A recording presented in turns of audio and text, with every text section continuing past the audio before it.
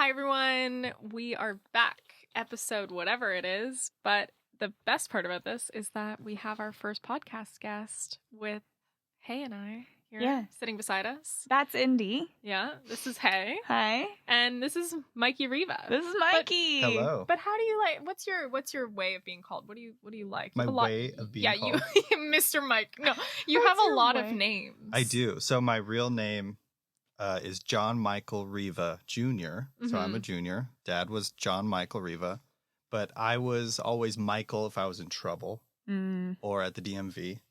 At the DMV, I'm actually John, which is like more weird. Yeah. So I have like a lot of like names, I suppose. Yeah. But And I go by Mikey. Yes. Yeah. Mikey's more fun. Yeah. And then on the slate, you're something different too. Right? Am I? Yeah, we put you down as something different on Terry. I think I'm maybe John Michael Riva Jr.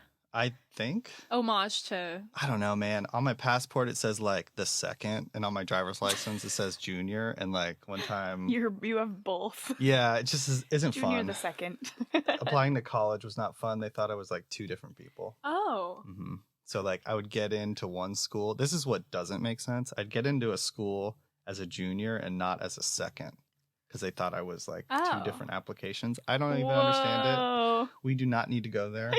This is worry. the same person. Yeah. Why didn't I get And it? it's the same essay. It just didn't make any sense. That's so. wild. Yeah, I don't know what their deal was. Oh my God. Okay, so everyone, Mikey and I have known each other now for 4 years. Man, I know. That's scary. Yeah, but we've only really known each other, like been like close enough to actually have real conversations for 8 months, 9 months, maybe? I would, 8 months. Yeah. Almost a year. Yeah, because we met at AFI. He was in the writing program. I was in cinematography program, which I want to talk about. But we always had pleasant conversations, mostly getting coffee, tea, muffins while watching screenings. Snacks. Yeah, snacking patrol. Like border patrol we were talking about earlier. Patrol. We won't go there. First thing I kind of wanted to dive into was I know you as a director now. We just wrapped a short called Terry. We did. Which is not your directorial debut. It is not. But it is the film that I am so excited for everyone to see just because of how fantastic the working experience was, but how the story came together. Your the people you brought on to set, also the cast, it's all really personal. Very. But I wanted to talk really about, I knew you as a writer at AFI. Why did you do writing and not directing at AFI? Oh, man. Okay. To shoot from the hip. So I had directed a short prior to applying to AFI. Yeah. And I had directed like things my whole life. They weren't like, legit. They were like iMovie and camcorder when camcorders were still recording on tape. And like building movies with like G.I. Joes and shit. And amazing. Like just scrappy and doing everything. So I felt like I had directed my whole life kind of deal. And so when I was understanding that like kind of story controls everything in this industry, right? I was like, oh, maybe I need to like sharpen my knives in like the story department because no one really understands what that is. Like how stories are strong, like, and like the mystery of like if it will play on the screen is terrifying. The best scripts I've ever read have been movies, and some of them just like flat out suck. So I was like, ooh, I want to like spend time in this world that I don't know. Amazing. And I'm not saying that like I knew I was a great director and I didn't need to go. Like I'm sure I would have really enjoyed that. But I felt like if I'm going to take 2 years to humble my ass, right? I'm going to do it in a department that's like spooky to me, which is like fun screenwriting, essentially. Right. Wow. And then because you kind of grew up in art department. I did. Do you want to talk a little bit about how you grew up in art department? Yeah. So physically, I grew up in art department because my dad was a production designer. And that was my intro to like the film industry, right? So literally under his desk, I'm there at a young age, and I'm understanding that like adults are just big kids, you know? And so the environment my dad would have in his like art department office was always kind of like fun, you know? And it was like camp. And naturally I wanted to visit all the time. And I loved that there was like a candy section. Oh, you know, like craft service to me is still candy like section. majestically nostalgic and beautiful. And like I would just like shove donuts down my face as a child and like steal all the candy. And that was like, okay. And then like every now and then we get to go to set, and that's when it like took off for me, because I think it was North. My dad was working on North, which is a Rob Reiner movie. Amazing. Starring Elijah Wood as a child. My God. You got to check that movie out if you haven't seen it. But I remember there was a scene where my dad was building this like ice fishing moment. And like I think it takes place in the movie in Alaska, but obviously it was in like Warner Brothers. Yeah, absolutely. And so I go there, it's like 85 degrees, and then I go on the soundstage and it's like dark, cool, kind of like super insulated, right? And I see a bunch of adults like really trying to get like this snow to look right. And I remember it, like I still remember as like 4-year-old kid, I was like touching the snow and realizing that it wasn't cold. I was like, fuck.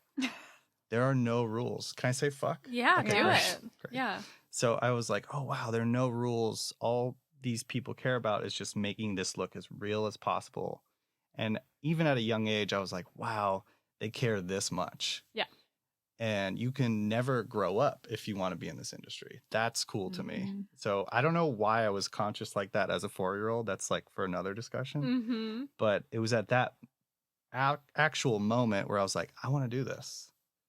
I didn't know if it was art department. It's not. But just at that time, I was like, oh, this is interesting to me. Yeah. And that was my intro to like this magic, I guess. Just the world building on all levels. Right. And then like tearing it down, you know, Yeah. after a week. Yeah. And not really thinking about like, wow, they built all that and shot it for like 30 seconds. Yeah. You know, so like understanding there's like this bittersweetness that these beautiful set designers, like they spend so much time and have so many headaches with the director or whoever, just like negotiating what they want, and then it's like gone. Yeah.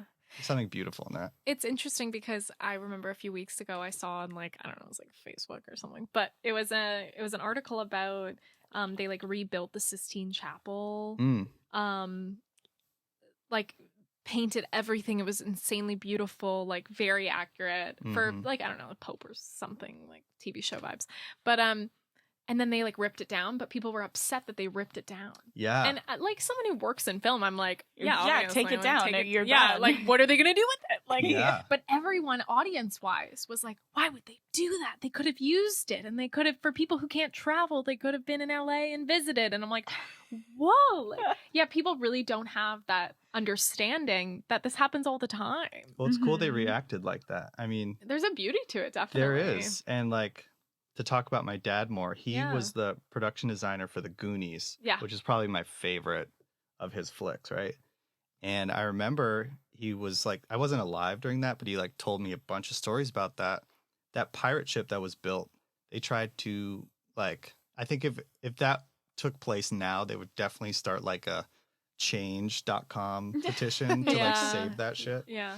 But I remember, I think he had a conversation with Steven Spielberg or someone high up like that, perhaps Dick Donner, rest in peace. But I think they try to preserve like the water slide. Oh, wow. And make it a ride at Disneyland. Cool. Wow. And that like almost came to be, which would have been sick. That would have been amazing. Yeah, I can't wrap my head around what that would be. Maybe like a Splash Mountain kind of thing. Yeah, absolutely. But yeah, the fact that that was all built in that big ass soundstage at Warner Brothers, and they were just like trying to preserve it because it was like that cool. You know, people cared that much. I thought that was interesting.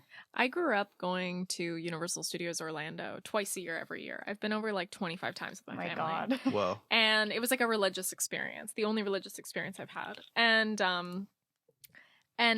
I remember as I got older, it felt like the most amazing thing because I was living in the movies. And as I got older and I started to see behind like the thin veiled curtain or whatever, and like I saw like a cardboard thing holding up the town that it was built on, or when we stopped staying on site, we would leave and you would see like the back of all of the Mm-hmm. rides. And there was a part of me that broke because you leave that magic world that is so immersive. And I think for people who aren't in film and get to go to Disney and get to go to Universal and really live within that art, is just such a powerful tool that we as filmmakers kind of let the audience into, Yeah, and that like one-sidedness, right, of like production design, like you see the other side and it's just like a flat and it breaks your heart. Yeah. Like that kind of melts into like other departments in our industry, which is like kind of nutty. It's like smoke and mirrors, and people pretend like they know what they're talking about. Yeah. Yeah. Including me. I'll raise my hand. Like I think that there's a lot of like one-sidedness, looks shiny, and then the back it's like, ooh. Okay. Not so great, it's a very humbling experience, and that goes to like, pitching your story and like getting notes, and it's one-sided and they think they know what they're talking about. There's so many examples of like that I'm not going to get into, but yeah. Do you think that that's a byproduct or a symptom of kind of the whole magic of filmmaking? It's just like a bunch of grown-ups being so committed to this make-believe thing that it just like seeps into every other part of their lives. Yeah, I think so. I think it's definitely a web that's connected that aspect of it. So yeah, I don't know if it's like too many cooks in the kitchen kind of deal, but like everyone, it's this idea of making a movie is so attractive and nutty because like there's a lot of unknown, which is like I think the most attractive part, right? Let's be honest. And it's scary, and you're going to war with people, essentially, not to use like a hostile analogy, but you're going on this like journey with these people, and a lot of people want to be validated. Yeah. And with that comes like sometimes that can come with like negative critique or negative feedback, or just like trying to establish power.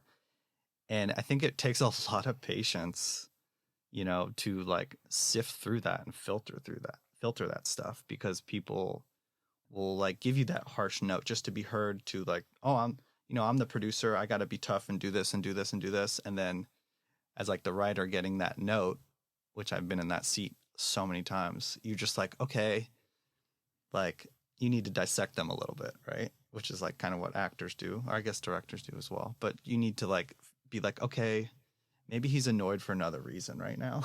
Yeah. Maybe it's what's the note behind the note kind of deal. There's like a lot of that conversation that I've got. And growing up, to know. On set, working mostly in the art department because of your father. Yeah. But you wanted to be a director. What were you seeing on set that you're like, that's the position I want to be? Wow. Yeah. I don't know if it was like ever a moment where I like saw a director, because I've seen some directors like having a good time and like having a really bad time. Mm-hmm. So I don't know if it was based on that kind of like experience. I'll tell you this though. I love, as you know, I love having a good time with like good people. Mm-hmm. And like when I build a crew, I really like need to know that like people are going to be good when like the heat comes up. Yeah. And I don't always know that. And that's how you get to know your crew better and better by working more and more with them. Yeah. But I think there's like an aspect of like I played baseball forever, right? And I was a team captain, and I really enjoyed just like communicating and like making sure we were winning and having fun. And if we weren't winning, we were learning from it, right?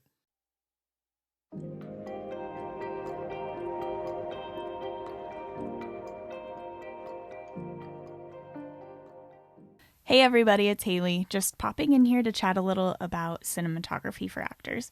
It's an online course platform that Indy and I created to teach the technical side of performance. Our goal is to help you, as an actor or newer filmmaker, feel confident when you walk onto set. We release new classes monthly, and you'll also find tons of free downloadable content. We recommend our subscription, where you'll have unlimited access to all of our existing courses, bonus materials, and those new monthly releases. Our listeners can use code TTC Podcast for 20% off a monthly membership of the entire collection. That's TTC Podcast for 20% off your card at checkout. Okay, now back to the episode.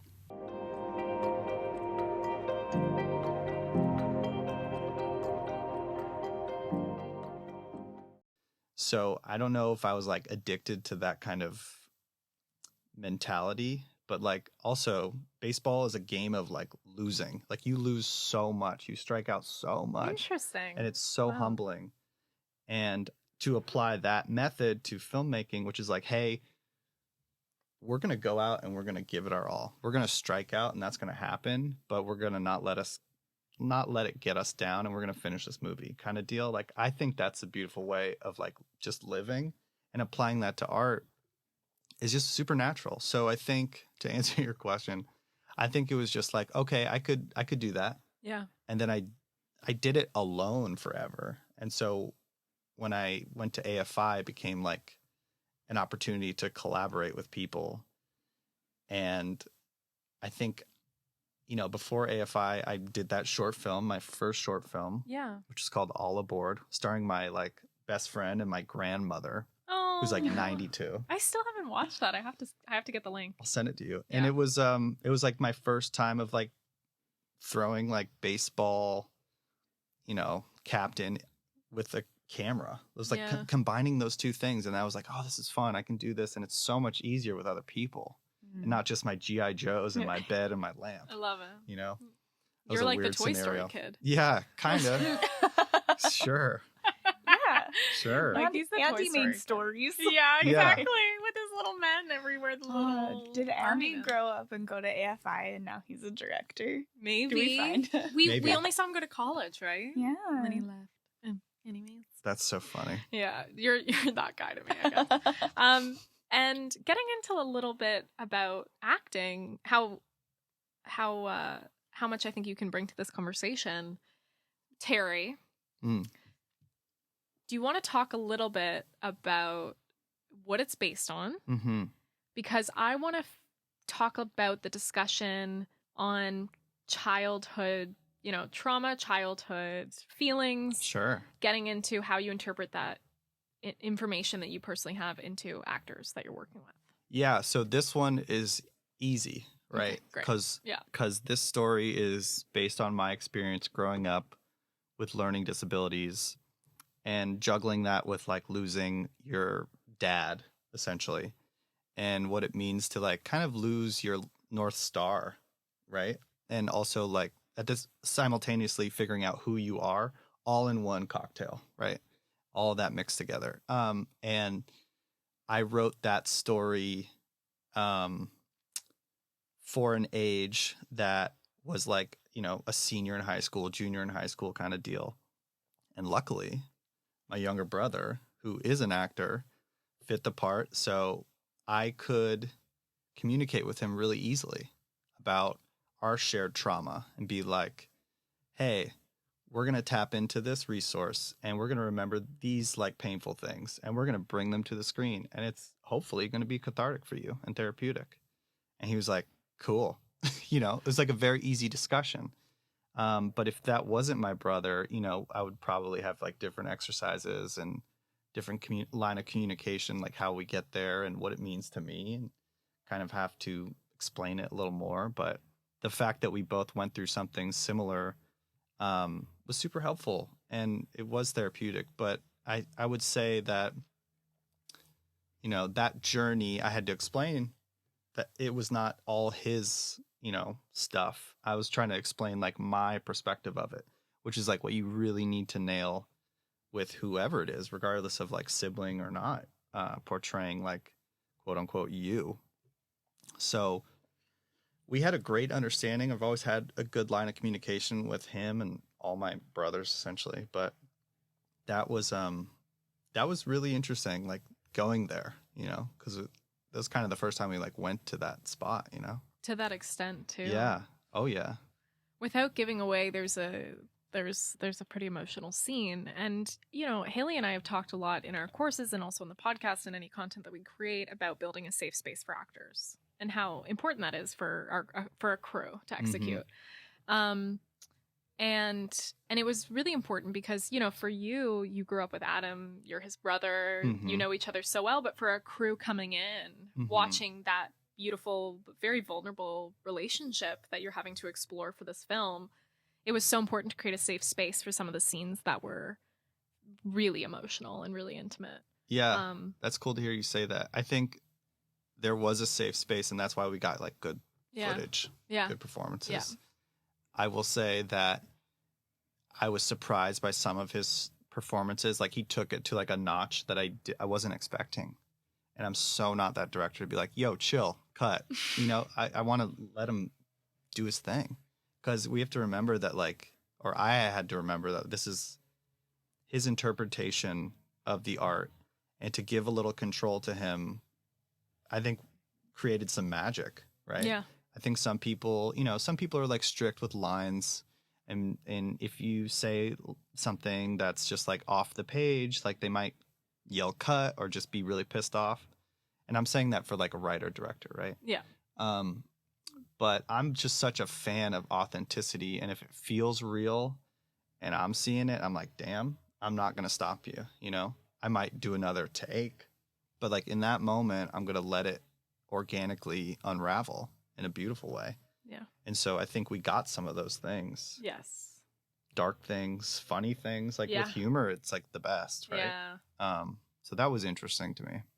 Mikey was the director I was talking about on one of our first podcasts that what we would like roll, he would be ready to call action, but instead would say, all right, now everyone take a deep breath.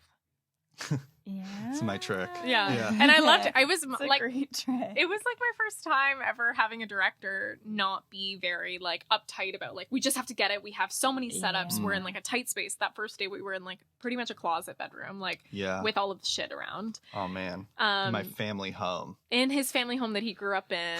Yeah. Like so close to home, literally. But yeah, hey, like when you're working with directors, what kind of styles have you seen? Like, have you ever had the whole deep breath situation? Have you ever had the whole take a step back? Let's really think about it before we go into it. I don't think that I have. I think for the most part, the projects I've worked on where I've been, had a scene that mattered. It was usually, it was a very stressful moment right before, a lot of like an AD being like, we gotta go, like we gotta fucking go, and like shout out to the AD, director being like, just let me, and then, maybe there would be a time where a director would pull me aside and like slam a door and be like, okay, this is your big moment, but there was never any kind of just like, I've never had anyone just be like, okay, everybody, like we're here and we're going to do this. Okay. It was great. That feels like a very rare and like nice thing that you do amidst the chaos of it all.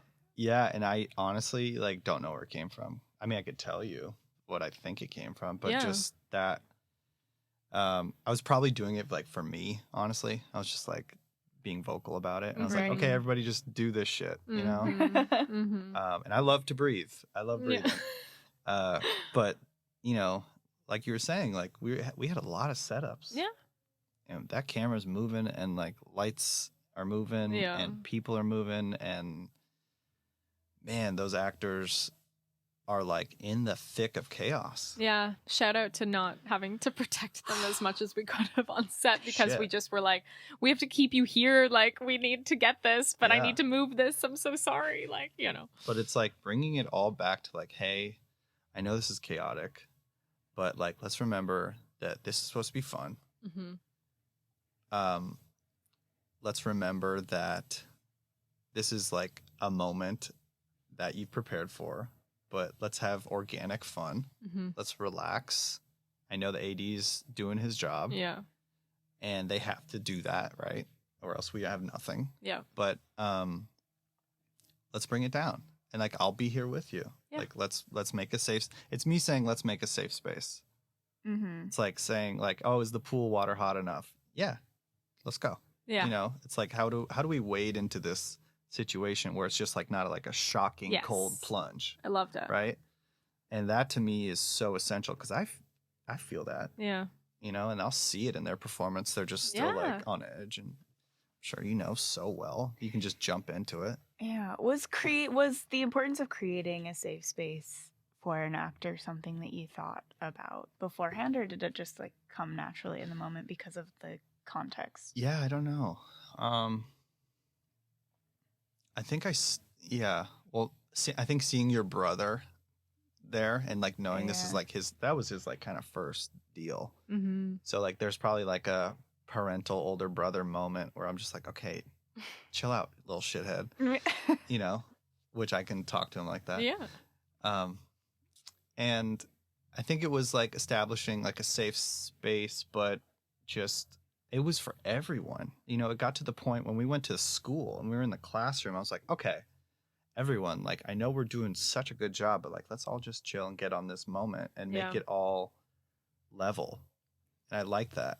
You know, I like that we're all doing it together and everyone has a hand in it. Yeah. Not just the actors, and they're not up here and like, you know, the gaffer's here. Like, let's all be on the same level where we're just doing this thing and we're in flow, I guess. Yeah. It's like a silly way to say it. No, it's great. I something I also admire about Mikey's way of directing, or just like way of being a person, maybe, is he very much wants people to live in their world of like, that's their world. Let them show us kind of what they can do and give them the time and the space if they need it to an extent to get that right and get it going. Like, I remember at the end we were crunched for time for this whole like wing flapping sequence situation. And Stoss, who was in our camera operator course, who is a cam op that I work with a lot, and a friend, he was VFX supervising as well as cam opping. And I remember I was like, they were trying to change something, and I went up and I was like, why are we changing this? Whatever. But I was interrupting kind of essentially the flow because I was worried about time and I was getting a little, you know, up there in anxiety.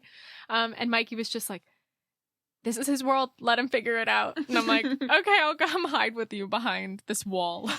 Yeah. And we'll talk about shots again because maybe there's something we can figure out together. Oh, yeah. That's our world. And it worked out because, yeah, Stoss was able to, you know, get what he needed to be said and be on the same page as everyone. But Mikey, even, you know, advocating for the different departments on set, you're really good at, because you're like, yeah, that's their world. We'll let them do it. And then we'll talk to the AD if it's taking them too long to do that. And we'll get it to a place where it feels good. It's taking me a minute to figure that out. Yeah. Because naturally I want to do everything. Because like me with the G.I. Joes, building a scene and being the DP and the director and the writer, all just naturally I want to do that. But like, you really got to preserve your energy, your like headspace. And so like, I'm a big hider on set too. Like, I'll just fuck off. Yeah. I'll tell the AD where I'm going. But like, hey, I'm just going to go like, it's embarrassing. I'm going to go stretch over here. Yeah, but it's true. You're right. I never noticed because everyone else is like busy doing their own thing. But you're right. Like, you would be like, all right, I'll be over here. Call me when you need me. And it's great because everyone's not worried that the director's like looking over your shoulder kind of thing. Yeah, I don't know. I just love to fuck off, I guess, and have that moment. And maybe that's like my breathing moment. You know, I'm just like, okay, just like, this is 12-hour chaos, but just like this little 20, not even 20 minutes, maybe like 5 minutes. This little moment, I'm just going to like, just breathe and just hang here. Just get back to me. Yeah, get back to me. And establishing confidence in your team makes good shit. Yes. That's it. That's the bottom line. Hire good people that you trust so they can do the job. Yeah. And like, don't micromanage that shit. Yeah. That's the world to me. And like, I've worked in the art department, camera, production office. This is boring as hell. No. And a little bit of props. I've had some experience. And just seeing like all the effort they do and just understanding like everyone knows what they're doing. Yeah. But also seeing a director not trust them drives them nuts. Yeah, definitely. Yeah. We've all been there, I think, too. For sure. Yeah, it's not fun. And so I think at that time when I was younger, I was like, oh man, if I ever get to do this, like, I'm going to like trust people. Yeah. Or like hire people that I trust. Do the right job of hiring the right person. Which also makes them do their job better. Yeah. And then feel good. And so if we're all feeling good and validated, like that's, I think, when the magic like comes to life personally. Yeah. So just trusting people. And like, you know, I worked with our costumes designer, or Colleen, and she was lovely. And she was like coming up to me, asking me questions. She was like, yo, I don't know if this color works. I think you should have this. I'm like, I don't like that. Straight up. I was like, I don't like that idea, but like test me on that. Why? I was like, I want to hear. Like, what do you have to say about why do you want that? And then she was like, okay, it's because of this, this, and this. And I was like, huh.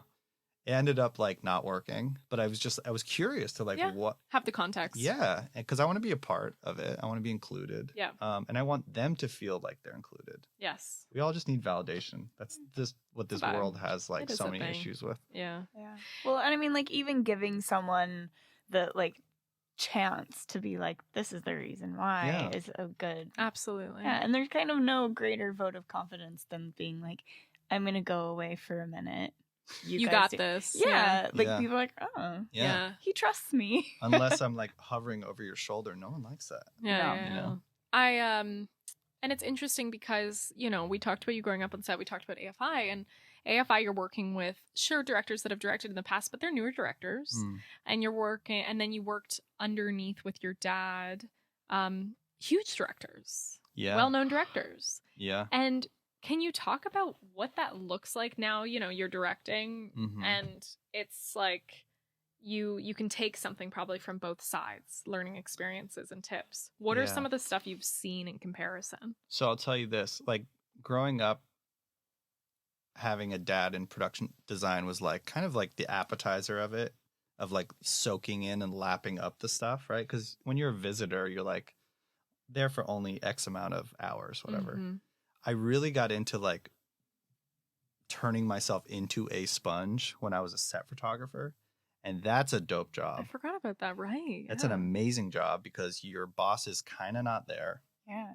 I'm giving away my secrets. But your boss is kind of not there.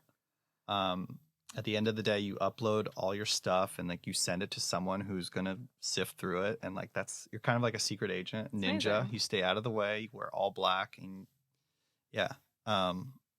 but what the greatest thing about that job is it allows you to be rubbing shoulders with the director to get like a shot. And so like they know you're there and you're like welcomed, right? Yeah. In a weird way, because you're like in the crew but not a part of the crew at the same time.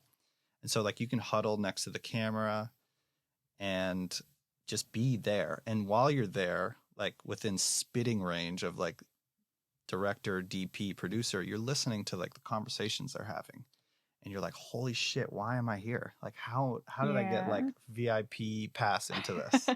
You know, you have to do your job for sure. Yeah. But I think that was like the coolest part of that job. It was like I was getting paid to go to these master classes. Yeah. You know, and that was really special. How long were you a set photographer? So, I mean, I still do it. Okay. But like as my main job,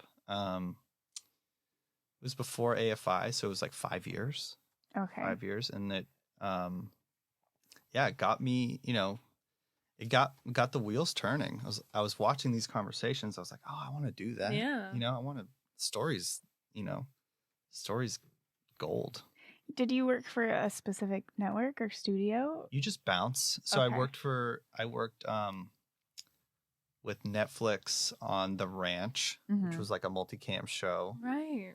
And I had a contact there that was he knew I was like getting my feet wet. So he gave me like, he was helping me get into the union essentially. Nice. And then on the side of that, you just make your days, you know? So I did like an AFI, what's it called? DWW workshop. Oh, the Directing Women's Workshop. Yeah, I did that for my friend, Courtney Hoffman, who did a wonderful short. It was like a Western. So it just like photographed beautifully. Oh, yeah, nice. Mm-hmm. And it was lit by Autumn. Can't remember her last name. She went to AFI. Yeah.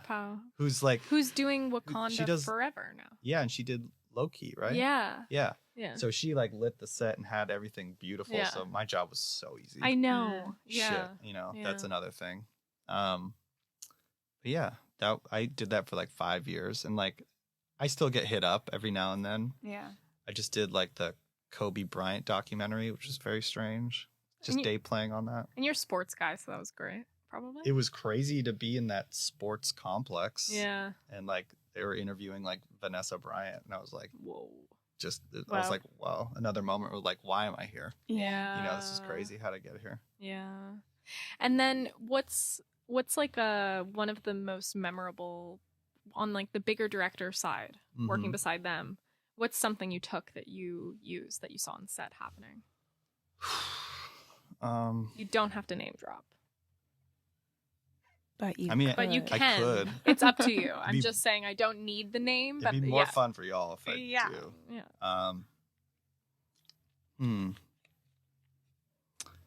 I was a camera PA on The Hateful Eight. So this is a Quentin Tarantino story.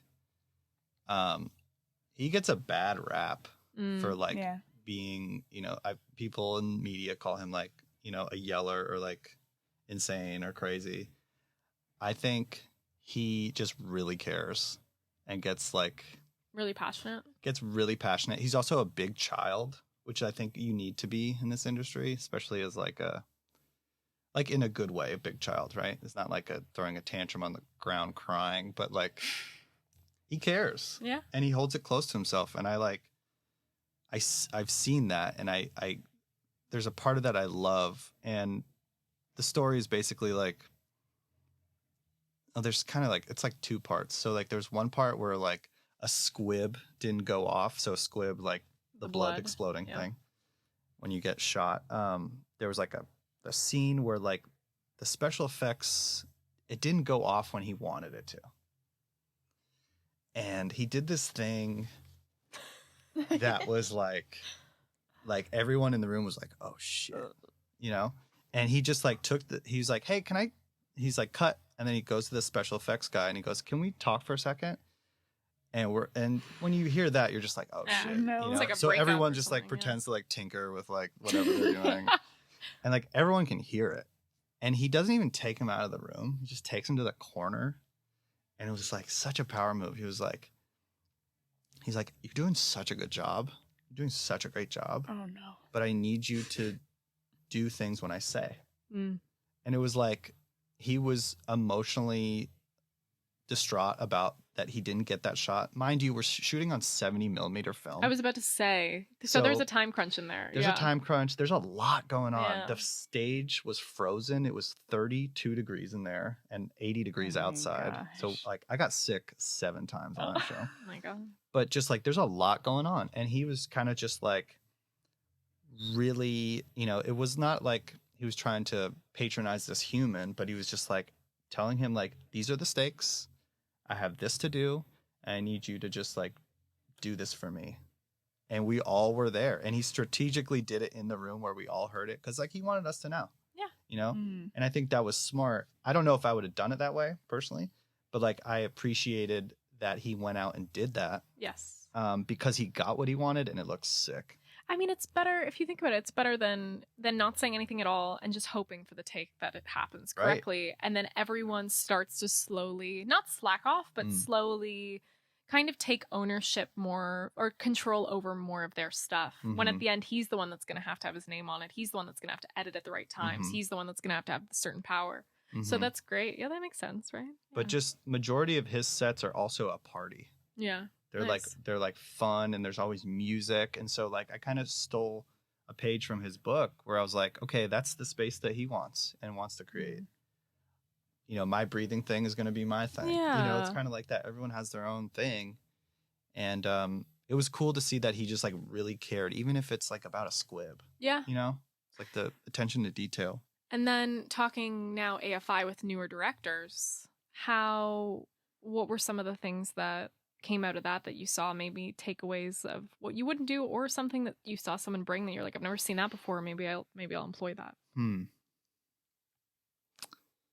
Well, I feel like I didn't really work with the directors much besides our cycle films, which are like 3 short films we have to complete. I'm sure you know this, but I'm just going to say it. She's worked on some of the... I've done a lot of She's cycles. acted in some Yeah. of the cycles. She's a part of the SAG Conservatory program. SAG Conservatory. Hey, Yeah. that's All great. right, kind of She's an medium AFI RIP family. SAG Yeah. That's cool. Conservatory.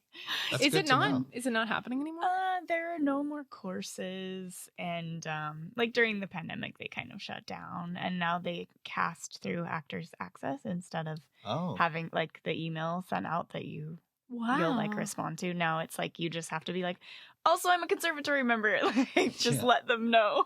End of an era. And it kind of is. I'm heartbroken about it. Oh, but so you're kind of AFI fam by association. I feel a little bit. I think you are. I'm AFI fan. Yeah, a little. I mean, I did set design on a thesis. So That's true. You put in the hours. Yeah, You're I've AFI done fan. my AFI hours. Yeah, definitely. I know my way around campus. Yes. So. I love this. So yeah, the directors at AFI that you did work with, was there anything you kind of took away of like, I'm not doing that, besides the obvious of like them not actually doing anything? Oh man, I'll tell you this. So when you're a screenwriter, I'll just voice it for those who don't know this. At AFI, you as a screenwriter, you do not have to work on a thesis film. So you don't have to essentially work with a director. Yeah. And basically give them your story or her story, or their story. So you can just use that time to write your thesis script.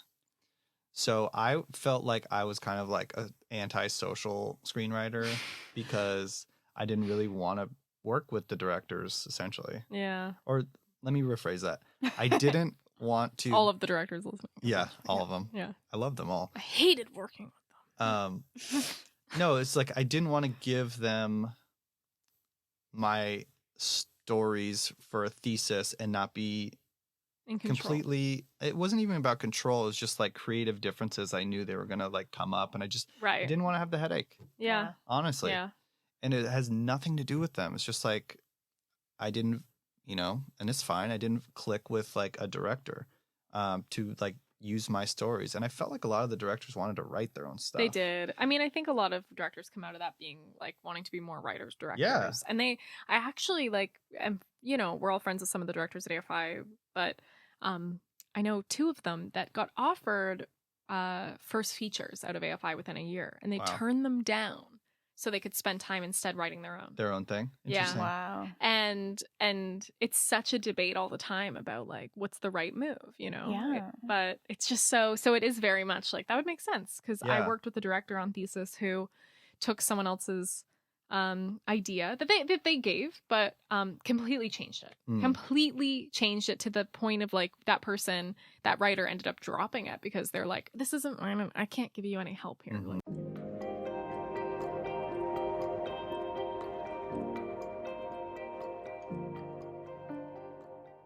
Hi everyone, it's Indiana, just popping in here to chat a little bit about cinematography for actors.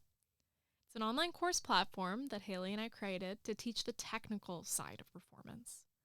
As a cinematographer, I've noticed that the difference between newer and seasoned actors isn't in their ability to perform, it's in their ability to understand the technical requirements of them on set.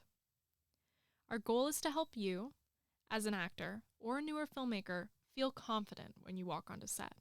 We release new classes monthly, and you'll also find tons of free downloadable content. Now, we recommend the most affordable option, our subscription, where you'll have access to every single thing we put out, including bonus materials, existing classes, and classes as they release monthly. Our listeners can use code TTCPodcast for 20% off a monthly membership of the entire collection. That's TTC Podcast for 20% off your card at checkout. Okay, back to the episode.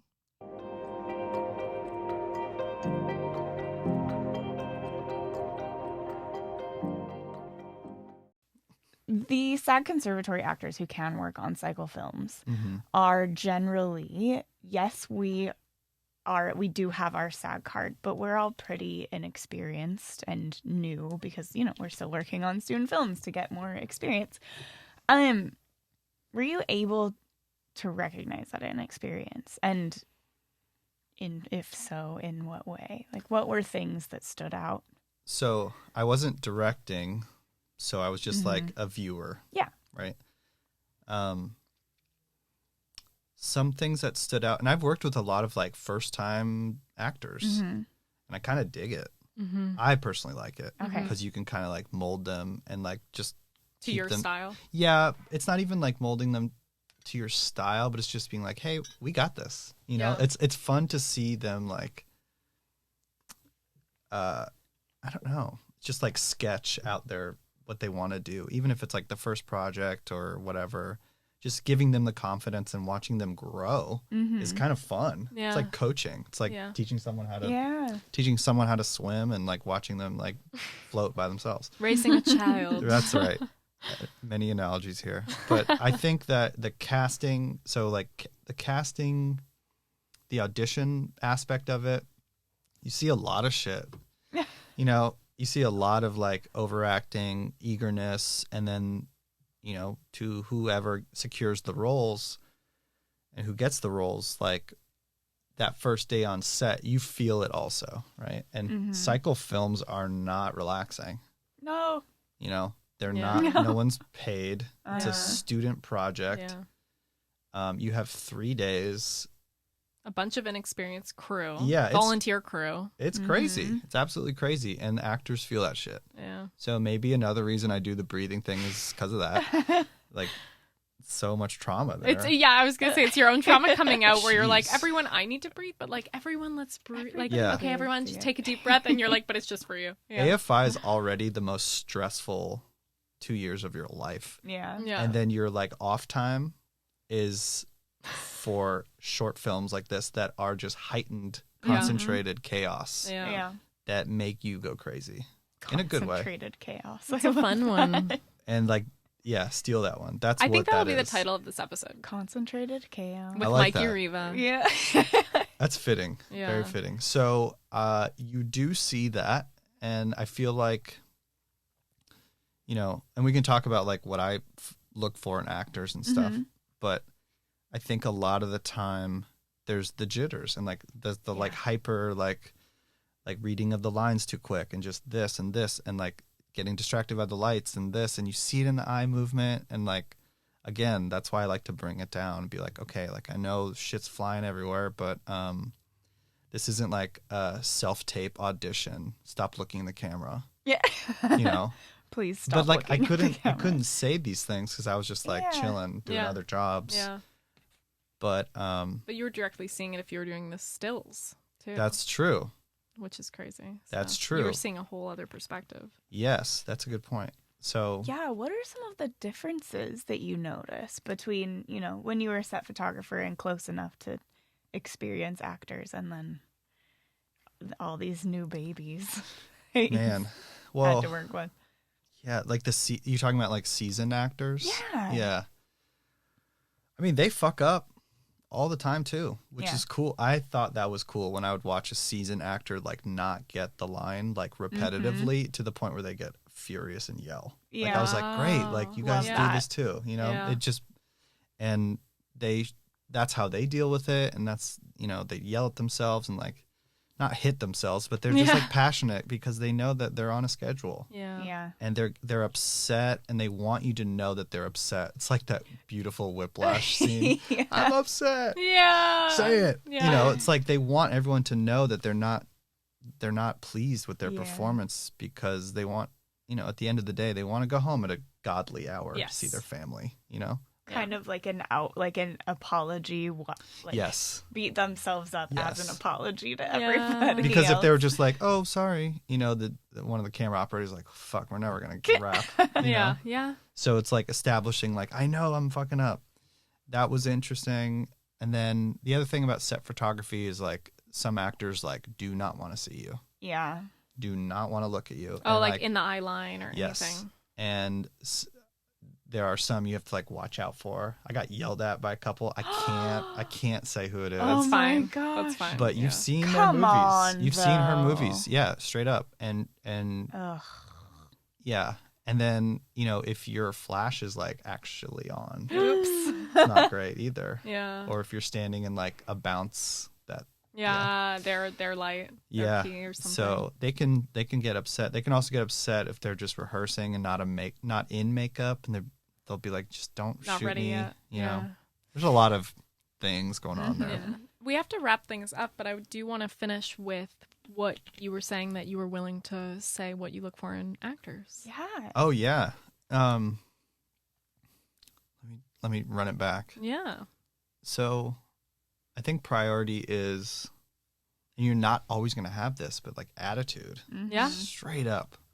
Like, I want to hang out with you. Yeah. I want to like know that we can experience like some bumpiness and still make it. You know, like I'm so down with that kind of personality, and I want to know like what you think of the project. Like, talk to me. Like, what do you think? And I want to give you space to get in the headspace of the character. And if you can bring something to it, great. Like, I want to see if you're passionate.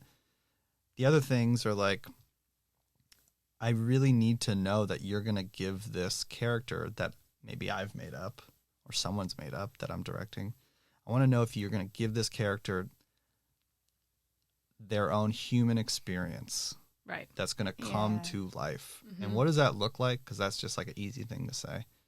What does that look like? That looks like, you know, if I've written a character, let's call him Bryce, and he's a nervous fella, right? Does he, not just like, does he have like crazy facial expressions, but like, where are his eyes? Does he avoid eye contact? Yeah. Nice. Does he have like a weird tick where he itches his back of his ear because he's like socially awkward? That kind of shit. Love it. I'm so into that. And that's like what you sprinkle on top of dessert. You know, it's not the whole meal, right? There's like so much more to it. But I need to know if you can bring that, because if you're just like giving me blank stare, looking not at the camera, but just like looking at, you know, whomever, I'm just like, oh, that's very vanilla. Yeah.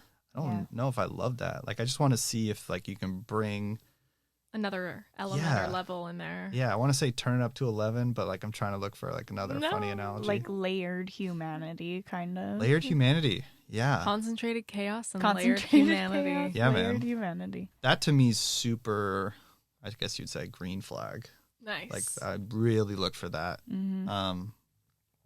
Yeah, an attitude, I guess, also. That's amazing. Those are that's our 2 terms of the day. Concentrated chaos. Layered humanity. Thank you so much, Mikey. You're so welcome. This is the first director we've ever introduced that I've actually worked with. Amazing. Yeah, which is great. Wow. Love Mikey. Big fan on a personal level and professional level. I appreciate that. And he also owns an Oculus, so we're continuing to be friends for now. Oh, That's the main reason. That's why you're here today. We want to get our hands on that. And he has like how heavy is Louis? He's 75 pounds. He's a 75-pound, 30-year-old tortoise in his backyard. Oh my God. He's 23. 23. Sorry. You're not older than that. You have a tortoise? I do. Is he so expensive to feed? Expensive to feed? It costs money. Yeah. But he's very low maintenance, so it's like chill. And he does your composting, right? Yes. He does a lot of composting. But he just like eats grass and like lettuce. Because he's desert tortoise. He's a desert tortoise. He's a not a water desert turtle. Tortoise. Yeah. Not a water turtle. And he just eats like scraps and stuff. It's great. Yeah. We'll have to get Louis on the podcast next time, everyone. Louis coming next time. Yeah. Wow, thank you so cool. so much, Mikey. Thank you for having me. And this has been so much fun to talk to not just Haley, and Haley to not just talk to me about what's been going on.